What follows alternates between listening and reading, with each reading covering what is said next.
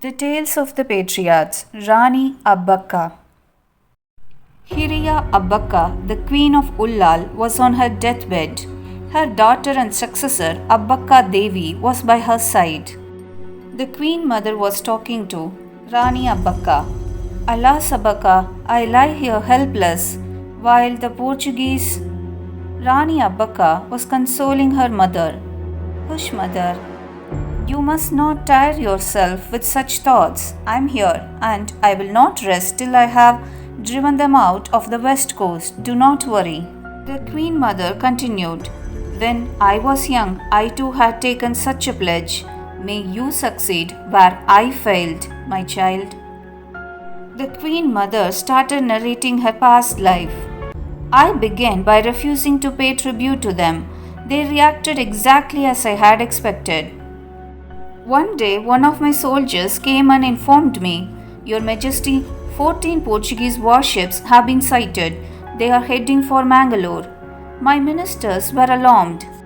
We were discussing, and one of the ministers said, I think they will make Mangalore their headquarters and then attack us, Your Majesty. Will our forces be able to withstand their attack? Then I said, We will not wait for them to attack. We will carry the war into the enemy's camp. We will take them by surprise tonight. And that night I sailed to Mangalore with my brave soldiers. We spotted the 14 Portuguese ships anchored there. Our archers were ready with their fire-tipped arrows, and I ordered them to fire. The warships were soon ablaze. And the Rani continued the narration to her daughter. When we marched towards their camps on shore, we found the Portuguese drinking and dancing. They had not expected us at all, and our soldiers fell on them. It was an easy victory, and we returned to Ullal in triumph. After that night, we gained so much confidence. One of the ministers was telling me, That was a brilliant move, Your Majesty. They will take years to recover from this blow. But we had underestimated the Portuguese. They received reinforcement from Goa, and it was our turn to be caught unawares. They laid siege to Ullal. I had to accept defeat, a humiliating defeat. I said to the Portuguese commander, We agree to pay an annual tribute to the Portuguese and will not trade with any other foreign country other than Portugal. Abbakka heaved a sigh and continued, The shame of that defeat still rankles in my mind. Oh, the humiliation of it! How will my soul ever find peace? Rani Abbakka was telling her mother, Mother, don't grieve. I will avenge your humiliation. I promise you I will. Queen Mother blessed her daughter. May God be with you, my child, my successor. And the old queen breathed her last. The next day, Abbakka Devi was crowned Queen of Ullal, and she addressed her people. I need your wholehearted cooperation to make Ullal stronger, secure, and free. We are with your Majesty, cheered the crowd. Victory to Rani Abbakka Devi. After the coronation, Abbakka spoke to her husband, Veera Narasimha, the king of Bangadi, about her future plans. I will stop paying tribute to the Portuguese. I will not sell them spices and cloth either. But the king said, Isn't that a rather rash decision? And the king thought to himself, And a dangerous one too for me. The Portuguese might think that I am in league with her, and Bangadi too may have to face their wrath.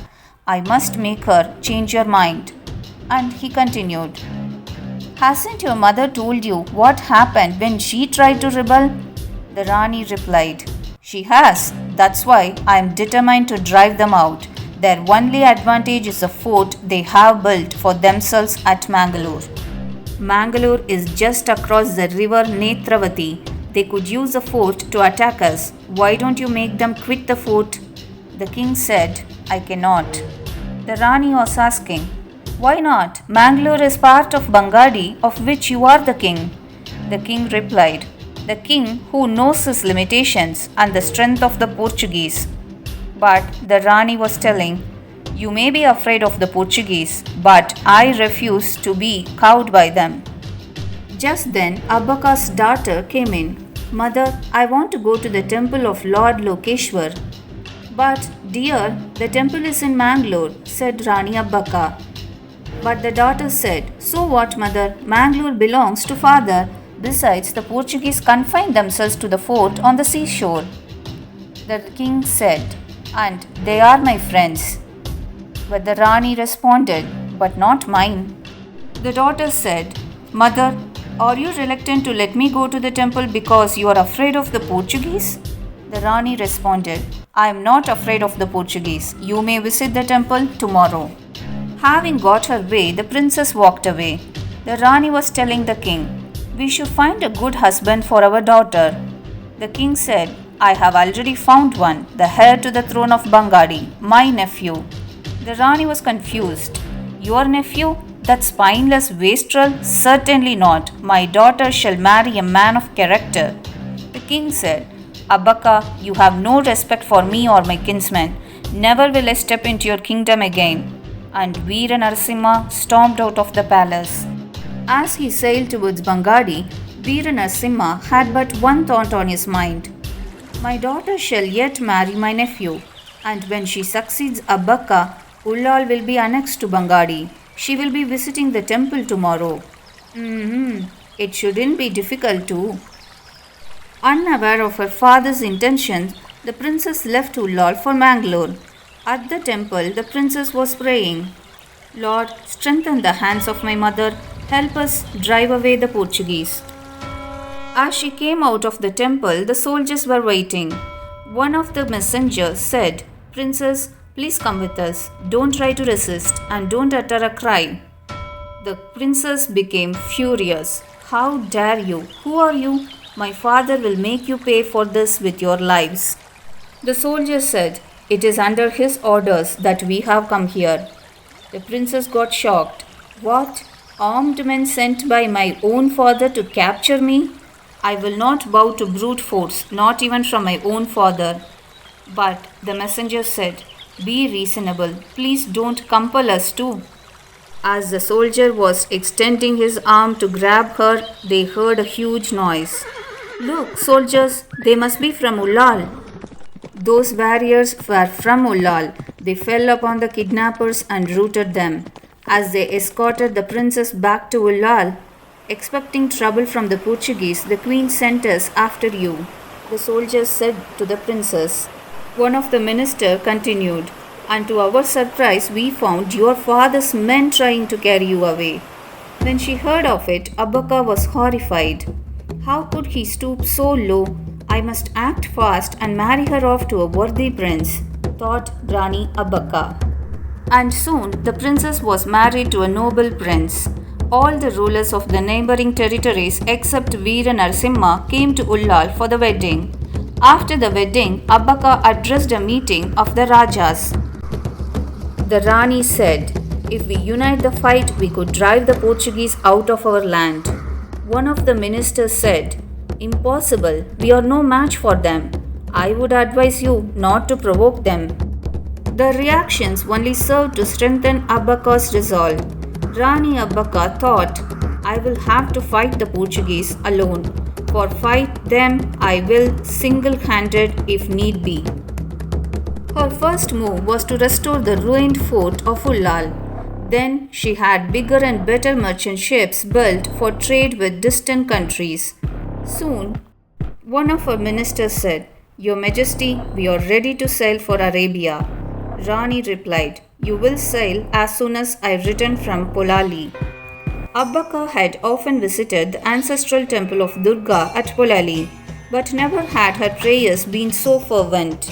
She prayed to the goddess of the temple, Mother Durga, bless me and my people. We need your blessing now as we have never needed them before.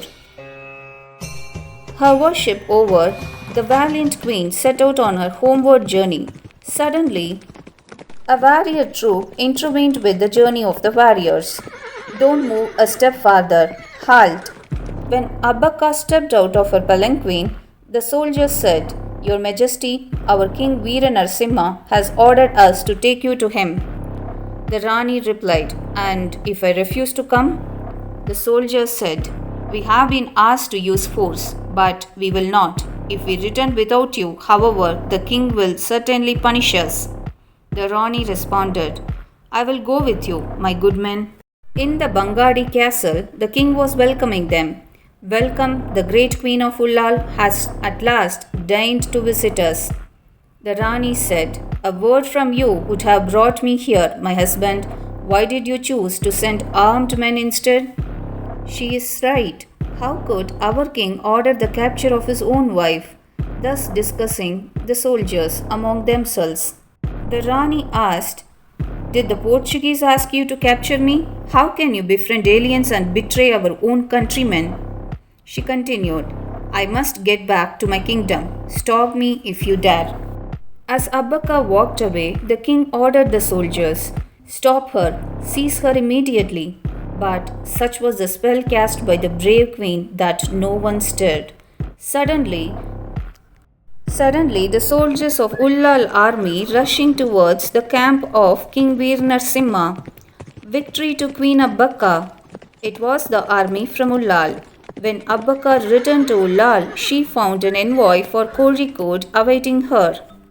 Your Majesty, the Zamorin wishes to send his ships along with yours to Arabia. The Rani said, Tell the Zamorin that our ships sail next week together. The messenger responded, Ours will be ready by then, Your Majesty. And he left. The next day, a Portuguese envoy presented himself before the queen. Our governor has sent me to remind you that the annual tribute from Ullal is long overdue, and that any attempt to have direct trade with foreign countries will be treated as an act of hostility. The Rani responded, If the purpose of your visit is to utter threats, you have come to the wrong place. We are a sovereign country. We don't pay tribute to Portugal, and we don't take orders from the Portuguese. The messenger responded, Your Majesty, you will regret your stand. And the Portuguese envoy stormed out of the palace. Abbakka's own counselors were not happy either. They were discussing, That was not a discreet move. Yes, they may intercept our ships on the high seas. Why don't we request the queen to reconsider her decision? That wouldn't be of any use. She did not take us into her confidence about the reply she had planned for the Portuguese. Unmindful of the resentment of the elders, Abbakka went ahead with her plans. She asked one of her sailormen, Have the ships from Kozhikode arrived? Yes, Majesty. They are expected by evening, Your Majesty. The next day, the ships were loaded with spices and cloth. As they set sail for Arabia, Abbakka herself saw them off. She thought to herself, Mother, this is the beginning, and I promise you that the end will follow soon. The ships called at the port of Arabia and sold spices and cloth at a huge profit. The Arabians were sending them off. Visit us again, brother. The soldiers of Ullal responded, God willing, we will. The ship set out on the return journey. On the way, the sailormen were discussing, Do you see those ships? Where? Oh yes, I do. They are headed this way. They are Portuguese ships. Alert our men. The Portuguese sailors swung on board the Indian ships. A fierce battle was fought. The leader of Abbakka's fleet took a quick decision. Let the other ships flee to Ullal. I will hold the enemies in check. Issue the orders immediately. The sailormen agreed and went. The Portuguese sailors were discussing. Those ships are escaping. Intercept them. But the way was blocked. Then the soldier of Ullal said, No, you don't. Not until we have done with you. Thus he stopped the Portuguese army from intercepting Rani Abbakka's other ships. All the ships excepting the commanders reached Ullal. One of the sailormen said, Your Majesty, our commander kept them busy while we escaped. His ship must have been captured by the enemy. Rani Abbakka said, I will make them pay for this. A special envoy left Ullal for Mangalore. When he reached the Mangalore fort, I come with a message from the Queen of Ullal. Take me to your commander. said the messenger to the soldiers at the gates of the castle. The messenger from Ullal was led to Ribeiro, the Portuguese commander. The messenger said, "Our queen views the attack made on our ships as an act of piracy. She demands the immediate release of our captured ship and 1,000 gold coins as compensation for the soldiers killed at sea." Portuguese commander got furious. "How dare you come here and demand compensation? Get away with you if you value your life." Even as the envoy set out on his return journey, the command barked out his orders. "Train the cannons on Ullal at once." "Yes, sir," said one of the Portuguese soldiers. Abbakka stood watching as the cannons boomed from the fort across the river. So the Portuguese have replied, "Mother, bless me, the time to avenge your defeat has come." As the queen made arrangements for a military expedition against the Portuguese, the Mopla sailors who had not yet left Ullal for Kozhikode approached her. "Your Majesty, when the Portuguese attacked our ships, your brave soldiers fought with us. You must allow us to help you with fighting the Portuguese." Rani responded, "I am grateful to you for your kind gesture. You are welcome to join us." The soldiers of Ullal and the Moplas set sail for Mangalore. The Portuguese spotted the soldiers of Ullal as they advanced along the shores of Mangalore. "Not a single enemy soldier should reach the fort. Aim, fire," ordered the Portuguese commander. Defying the incessant fire of the Portuguese guns and cannons, the fearless soldiers of Ullal rode towards the fort and scaled it.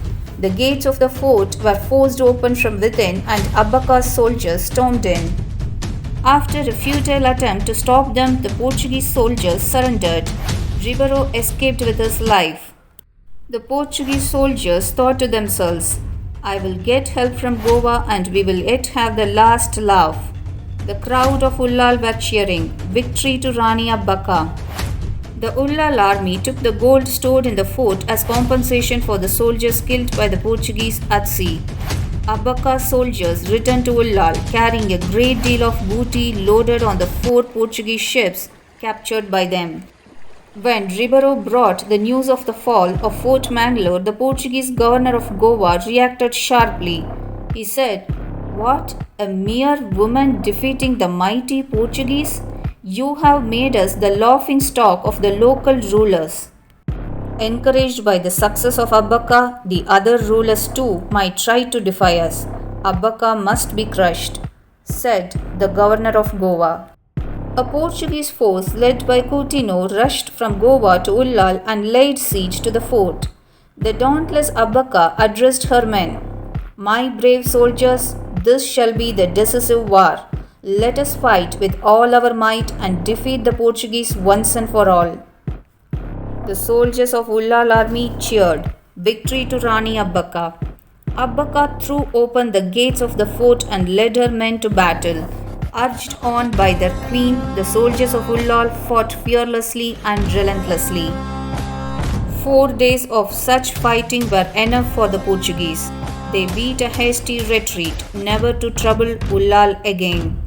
Rani Abbakka proudly thought, "Mother, your dream has come true.